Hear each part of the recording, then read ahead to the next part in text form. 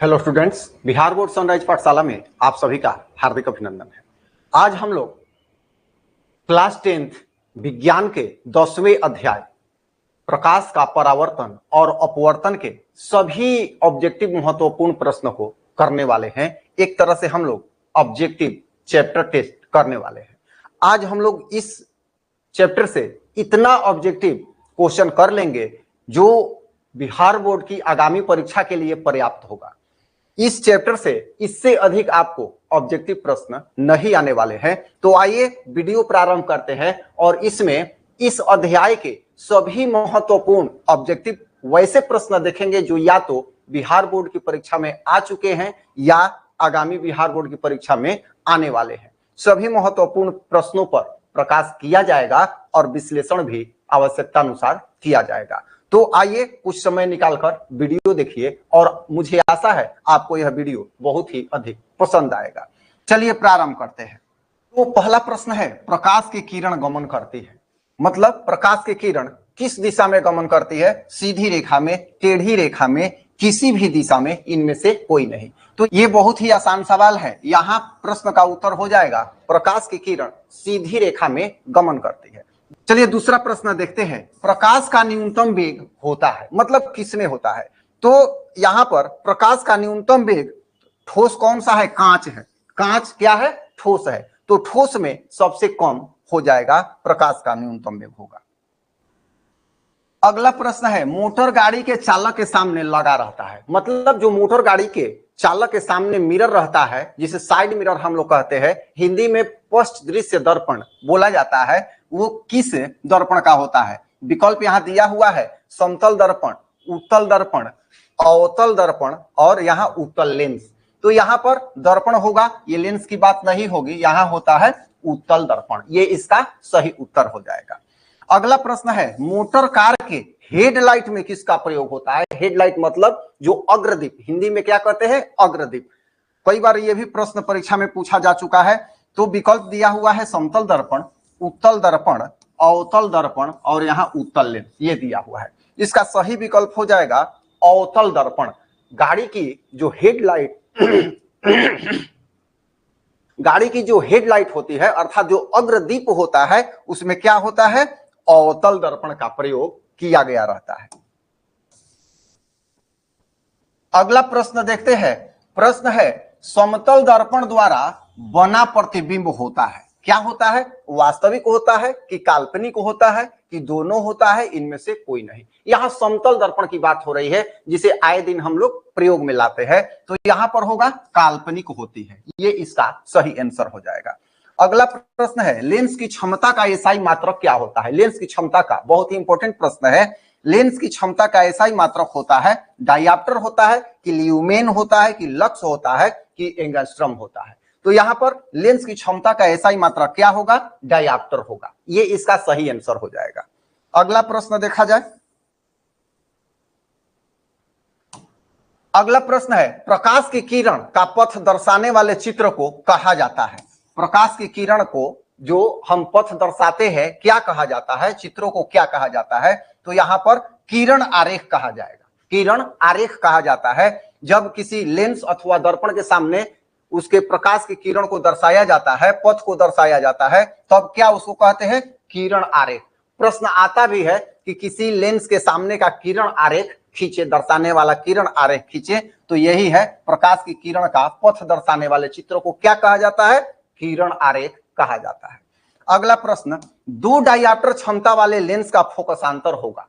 दो डायऑप्टर, यहां पर P क्षमता जो है कितना दिया गया है? 2 डायऑप्टर दिया गया है और पूछ रहा है फोकसांतर, मतलब फोकस क्या होगा? तो हम लोग जानते हैं कि F बराबर 1/P होता है। ठीक है, F बराबर 1/P होता है। यहाँ 2 डायऑप्टर दिया हुआ है, तो F बराबर हो जाएगा 1/2 अर्थात 0.5। अब एक बात याद रखने वाली है कि जब भी डायऑप्टर से हम लोग फोकस में उसको बदलते हैं तो यह डायऑप्टर मीटर में बदलता है, न कि सेंटीमीटर में। यह ध्यान देने वाली बात है। तो ये क्या होगा? मीटर, क्योंकि डायऑप्टर जो है प्रति मीटर को इंगित करता है, तो ये मीटर में हुआ। ये क्या हुआ? मीटर में। तो 5 मीटर अगुणा अगर 100 करते हैं सेंटीमीटर के लिए तो क्या हो जाएगा 50 सेंटीमीटर। तो विकल्प देखेंगे कहीं 50 सेंटीमीटर है कि नहीं है, यहां है 50 सेंटीमीटर, इसका सही विकल्प हो जाएगा। ये ध्यान देने वाली बात है, 0.5 नहीं करेंगे, वो मीटर में होगा। ठीक है, अगला क्वेश्चन 9 नंबर क्वेश्चन है, किसी उत्तल लेंस का फोकसांतर 50 सेंटीमीटर है तो उसकी क्षमता। अब यहां पर ठीक उसका उल्टा है, फोकसांतर क्षमता पूछ रहा है तो P बराबर भी होता है 1/F, लेकिन ये जो F है ये सेंटीमीटर में नहीं चलेगा, इसे मीटर में चेंज करना पड़ेगा। तो 50 सेंटीमीटर है, इसको मीटर में बदलने के लिए 100 से भाग लगा देंगे, क्या हो जाएगा यहां 2 हो जाएगा, मतलब 1/2 मीटर। ये हुआ मीटर। अब यहां P बराबर होता है 1/F, तो P बराबर क्या होगा 1 और बटा में F है तो F के जगह हमें क्या पुट करना है 1/2 पुट करना है, ये हो गया 1/2। तो P बराबर क्या होगा, ये 2 चलाएगा ऊपर 2 हो जाएगा और इसकी क्षमता डायऑप्टर होती है, तो 2 डायऑप्टर देखेंगे कहीं विकल्प में है कि नहीं है, तो 2 जगह है 2 डायऑप्टर। अब बात है उत्तल लेंस की, तो हम जानते हैं कि उत्तल लेंस की जो फोकस होती है वो हमेशा धनात्मक होती है, क्षमता भी धनात्मक होती है, अवतल लेंस की ऋणात्मक होती है। तो कौन सा हो जाएगा, धनात्मक वाला हो जाएगा, +2 डायऑप्टर। अगर यही अवतल लेंस रहता तो क्या हो जाता, -2 डायऑप्टर। मुझे आशा है समझ में आ रहा होगा आपको। चलिए अगला प्रश्न देखा जाए। प्रकाश के किरणों के समूह को कहते हैं, प्रकाश के किरणों के समूह को क्या कहते हैं, तो किरणों के समूह को किरण पुंज कहा जाता है। क्या कहा जाता है, किरण पुंज। प्रकाश के किरणों के समूह को किरण पुंज कहते हैं। जब भी प्रकाश की किरण को दर्शाना होता है तो इस तरह से हम लोग प्रकाश की किरण को दर्शाते हैं, और यही जो है डायग्राम रचना, ये किरण पुंज कही जाती है। प्रकाश स्रोत का मतलब क्या होता है, प्रकाश स्रोत जहां से आए, जैसे सूर्य प्रकाश का स्रोत है, बल्ब प्रकाश का स्रोत है, ये है। प्रदीप्त मतलब जो चमकता है, और प्रकीर्णन का मतलब किसी बिंदु से, और प्रकीर्णन का मतलब होता है कि कण से टकराकर प्रकाश दूसरे कण पर जाए, फिर वहां से टकराकर फैले, वहां से फैले। जैसे हम लोग अपने कमरे में भी सूर्य का प्रकाश न आते हुए भी किसी को देख पाते हैं, तो वो प्रकीर्णन के माध्यम से ही होता है। तो यहाँ पर सही आंसर क्या, तो यहां पर सही आंसर क्या हो जाएगा, किरण पुंज। अगला प्रश्न है, उत्तल लेंस की क्षमता होती है, आ गई बात वही, उत्तल लेंस की क्षमता ऋणात्मक होती है कि धनात्मक होती है, ए और बी दोनों होता है, इनमें से कोई नहीं। तो हम लोग जानते हैं कि उत्तल लेंस की क्षमता क्या होती है, धनात्मक, जबकि अवतल लेंस की क्षमता क्या होती है, ऋणात्मक होती है। तो क्लियर हो गया ये क्वेश्चन भी, क्या होगा, उत्तल लेंस की क्षमता धनात्मक होती है, बी आंसर इसका सही हो जाएगा।